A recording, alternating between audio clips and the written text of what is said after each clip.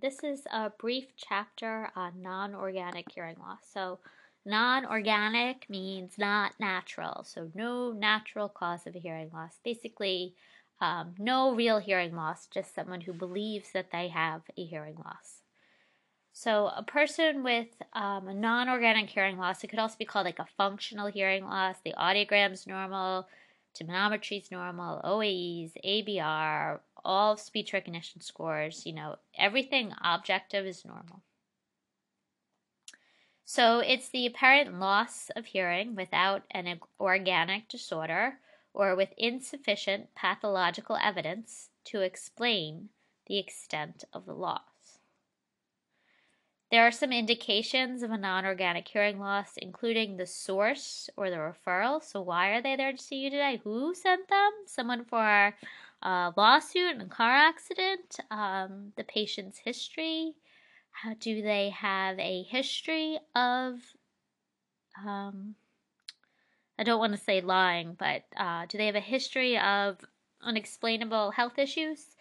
How do they act during their interview? And what is during and after you do take their case history and their performance on a routine hearing test? So a patient may exaggerate a hearing loss because they are incapable of more reliable behavior.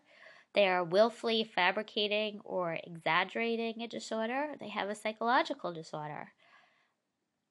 Observing a patient for a non-organic hearing loss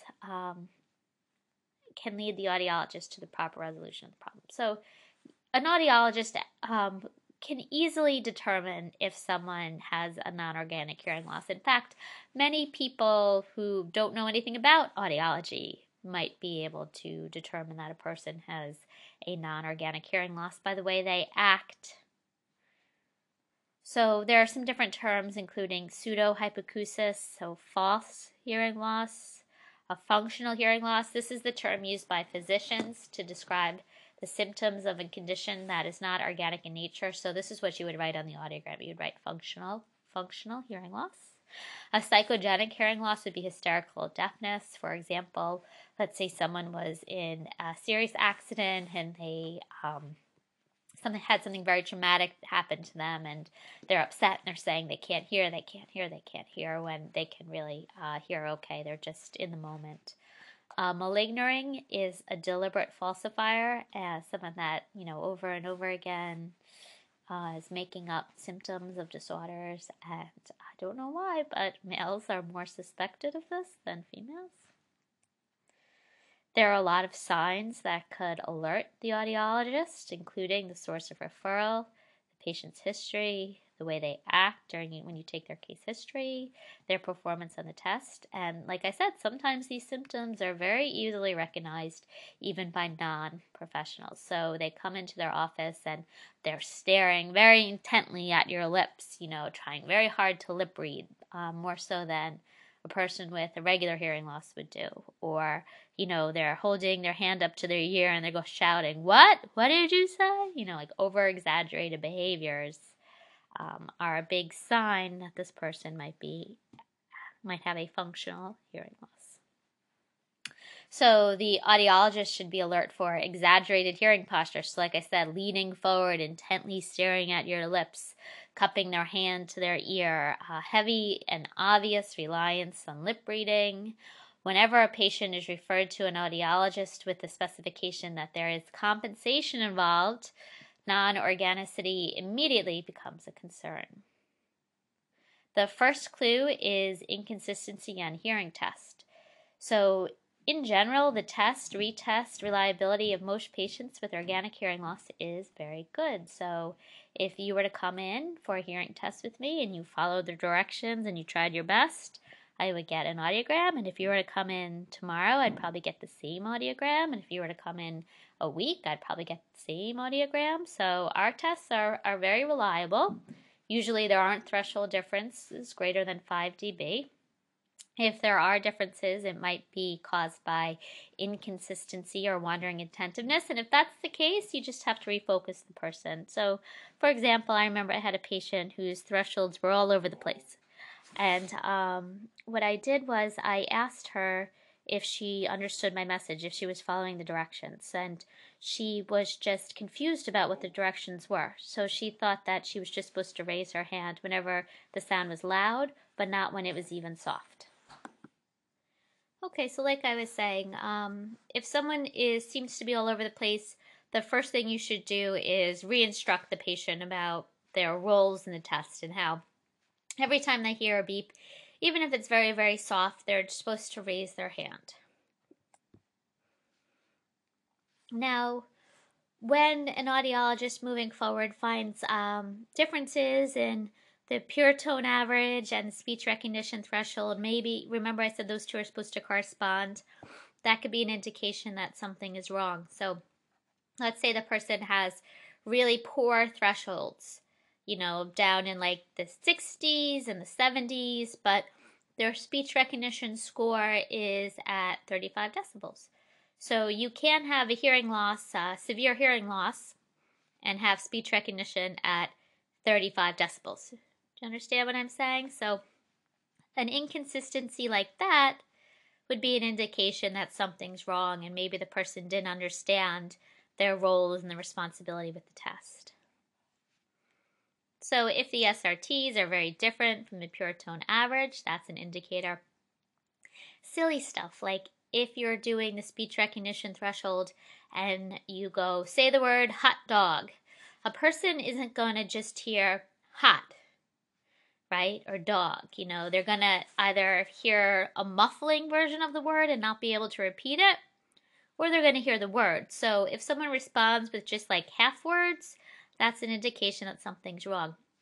Inconsistencies between the thresholds. So our thresholds stay very much the same from month to month. It takes about, 7 years for a hearing loss for thresholds to really dramatically change. So if I were to test a person's hearing, and get a threshold of 30 decibels at 1,000 hertz, I'm going to continue to get around 30 decibels at 1,000 hertz for the next few days, months, years. Maybe 25, maybe 35, but it's always going to stay around 30 decibels.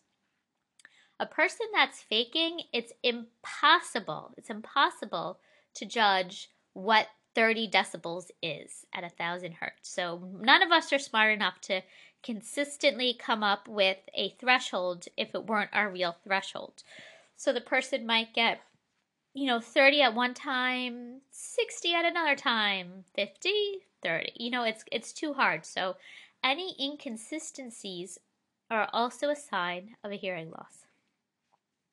When there is suspicion of a non-organic hearing loss, what you can do is objective tests. So you could say, you do OAEs, and you could say, the computer says everything is okay.